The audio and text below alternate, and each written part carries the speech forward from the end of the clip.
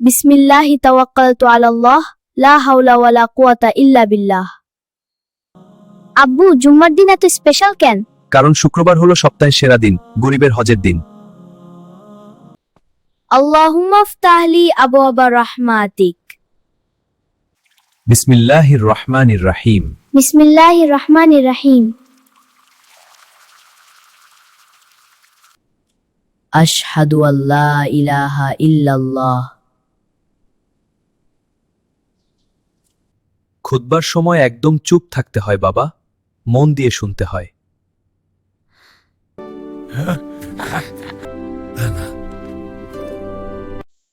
আল্লাহুম্মা ইন্নী আসআলুকা মিন ফাদলিক।